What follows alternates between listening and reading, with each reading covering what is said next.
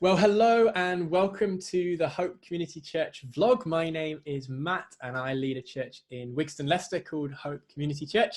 And today I'm joined by one of our members, my friend Joe. So Joe, do you want to say hi? Hi. Tell us a little bit about yourself. You've agreed obviously to share your story today, but I'm sure folk want to know a bit about you and your family and what you do and all that kind of stuff. So why don't you go for that? Okay, so I'm Joe. I am married to Tim and I've got 3 children. Imogen, who's 11. Start again. Imogen, who's 21. Nathaniel, who's 19. And Freddie, who's 11. He's the 11-year-old. I'm a midwife by background and most recently a bereavement support midwife.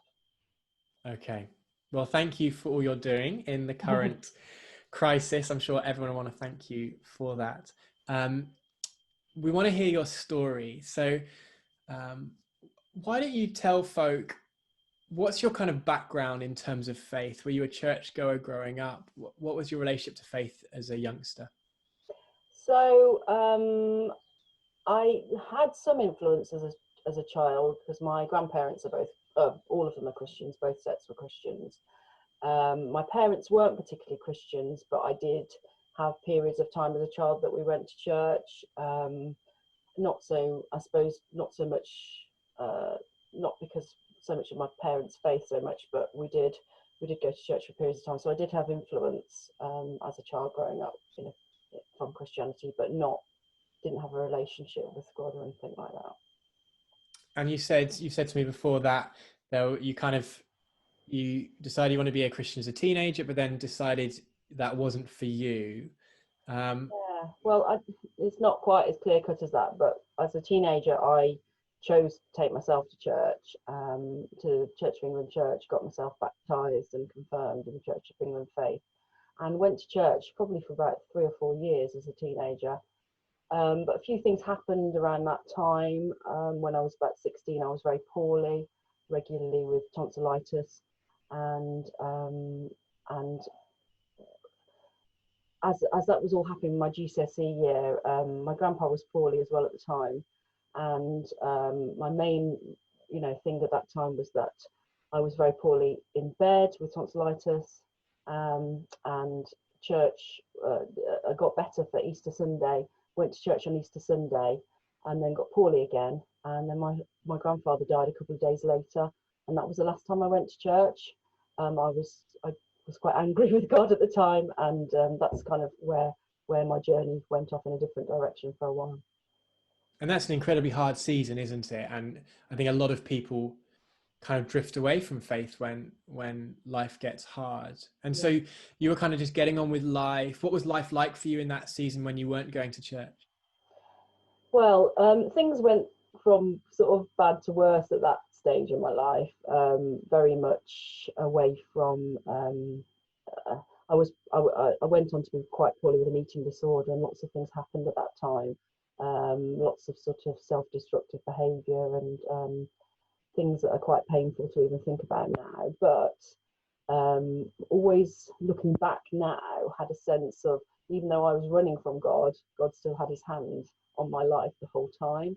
And that's how I remember things, that even though things were really, really difficult, God had his hand on my life, and just strange situations that, I know now to be the Holy Spirit and God working in my life, but then, had quite some difficult times. And out of that time, I had 2 very lovely children, my older 2 children, and I started with that kind of unconditional mother's love, where you start to realise that you need to protect your children, and you need to things need to be different in your life. That's when sort of things turned around for me in terms of how I was and how life was, really. So you'd gone through this really hard season, you had your kids, which and they obviously completely change everything, don't they? And as you said, they kind of change your outlook on life a little bit. Absolutely. How did you get from there to kind of being reintroduced to the Christian faith? Yeah. So I got married to my husband Tim in 2004, and 5 years later we had little Fred. So we'd got 4 children between us at that stage. We've got Ben and Toby, who are Tim's boys and Imogen and Nathaniel, who are my children, and we were family, happy before Fred, but Fred was another pleasant surprise. And when Fred was a baby, I was asked by a friend to come along to the Tots Kids and Carers group at Hope Church, as Meadows Church at the time. And I met some very important people in my life, like Leslie and Maggie and Malcolm and Christine as well. And they were very influential in terms of my Christian faith at that time, because I kind of knew they were Christians, but there wasn't anything kind of overt or pushy about their approach to me. I was really particularly interested in Maggie's kind of story, because my brother was living in China at the time. I had been to Hong Kong quite recently, so heard story about sort of working with Jackie Pullinger and all the testimonies around faith around that. I found quite intriguing. So as I started asking more questions about things and decided to do the Alpha course as part of that, which was run by Malcolm and Christine and Ian Powell as well, and just started asking questions, I suppose. But at the time, I remember I was quite a lot of pride going on at that time, because I was with some lovely people in my Alpha course, including my very good friend, who's recently done a testimony about Alpha, and she was asking lots of questions that on the surface would be quite, a little bit simplistic. Well, I felt in my pride, I know these answers, but I wasn't feeling it at that time. And I suppose I didn't really have a road to Damascus moment, in that, suddenly I was a Christian again. But it was kind of a drip, and just the recognition and the sort of getting to know God again. And I don't think I ever really knew him before as a teenager even, but I think, the getting to know him and realising that it was a personal relationship with him rather than a ritualistic, I go to church and I have to do this and I have to do that, which was, it was just different for me. And reawakened my faith and reawakened, everything, changed everything for me. What do you think it was that attracted you again to Jesus? I think it was obviously people and their relationship with Jesus. I think it's been said before a lot of times that there was something different about Leslie, there was something different about Maggie, there was something different about their approach to life and to other people, and obviously that difference was a relationship with Jesus. And the acting out of love to people rather than anything else. And I think that's the biggest thing for me. God is love, and love is the kind of greatest thing we can do for each other, is to love one another, and to feel loved by God is what allows you to love other people, if that makes sense.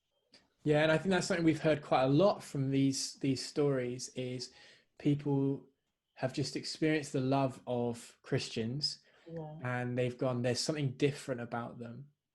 And I guess if you're watching this and you kind of don't really understand that, the best way to do that is, once lockdown's over, go to church and meet some. They're not as weird as you think, and you may just find that they offer you something different. So Joe, you've been kind of back in kind of Christian community, and you've been a Christian for about 10 years now, you said. What difference has it made to your life, having this relationship with Jesus?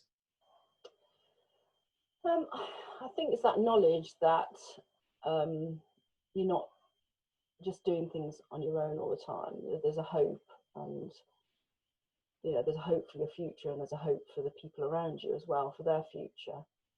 And going back to the Bible and reading the Word and applying that to your life, the knowledge that it's all applicable to your life. It's not a weird and wonderful thing. It all applies to what you're going through. And I'm not great all the time at it. I have seasons where I keep trying to do things in my own strength, and try to do things the way I used to. And then it's just so obvious when I then give things to God, and when I then talk to God about things, that things are very different. And it's just it's a relationship. It's not, like I said before, it's not about doing things or going to church. It's having a relationship with God, having a relationship with Jesus that makes the difference in your life. Yeah. I've Thank got a you. dog, And we've got a sorry. little friend, haven't we? He's trying to join in. Who's this? This is Charlie. Charlie's a pain in the backside, but yeah, he's trying to give his testimony of it. Um, music is a massive part of Yeah. your faith, and you sing beautifully. And if you want to hear Joe sing, you can check out the other videos on our YouTube channel. But how does music help you engage with God?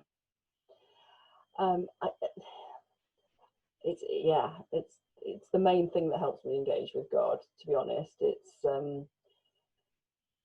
just feeling his presence and just surrendering in that moment and giving him glory and worshipping him. That's what helps me.